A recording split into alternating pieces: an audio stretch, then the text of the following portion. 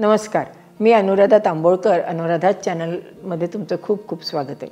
आपली संस्कृती आपले सणवार ही जी सिरीज आपण सुरू केलेली आहे त्यामध्ये आपण आज बघणार आहोत महाशिवरात्रीबद्दलची माहिती.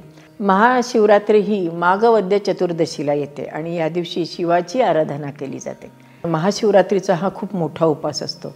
बहुतेक सगळेजण महाशिवरात्रीचा उपास करतात. आता महाशिवरात्रीचा उपास करायचा म्हणजे काय करायचं, तर आदल्या दिवसापासून खरं म्हणजे महाशिवरात्रीच्या उपासाला सुरुवात होते आणि नंतर दुसऱ्या दिवशी एक वेळेला खाऊन हा उपास केला जातो. महाशिवरात्रीची उपवास, पूजा आणि जागरण ही 3 अंग आहेत. महाशिवरात्रीच्या दिवशी शंकराची उपासना केली जाते. आपल्या घरामध्ये जर शंकराची पिंड असेल तर तिची आपण पंचोपचारे पूजा करायची, दुधाने त्याला स्नान घालायचं. नंतर शंकराला आवडणारे धोत्र्याचं फूल, धोत्र्याचं पान, धोत्र्याचं फळ, तसंच रुद्राक्ष आणि पांढरी धोत्र्याची फुलं अशी शंकराला व्हायची. उपवास असतो आपला त्या दिवशी, त्यामुळे उपवासाच्या एखाद्या पदार्थाचे किंवा गोड पदार्थ म्हणजे खव्याचा वगैरे करून त्याचा शंकराला नैवेद्य दाखवला तरी चालू शकतो. अगदी दूध साखरेचा नैवेद्य जरी शंकराला दाखवला तरीसुद्धा चालू शकतो. पण एक असतं, शंकराच्या पिंडीवर कधी अक्षता किंवा हळद कुंकू हे वाहू नये असं आपले जाणकार मंडळी सांगतात.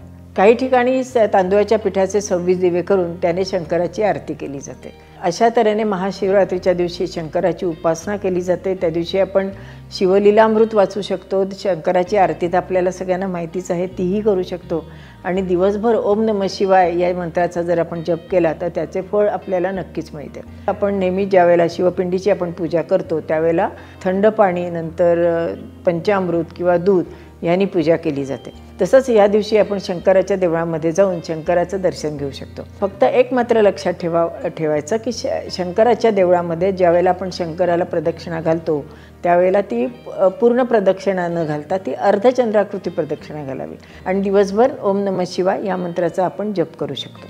महाशिवरात्रीचा उपवास किंवा कुठलाही उपवास आपण जर म्हटलं तर जास्तीत जास्त देवाचं आपण नामस्मरण करावं आणि उपवासालासुद्धा फलाहार किंवा दुधाचं प्राशन करावं असे आपले जाणकार मंडळी सांगतात.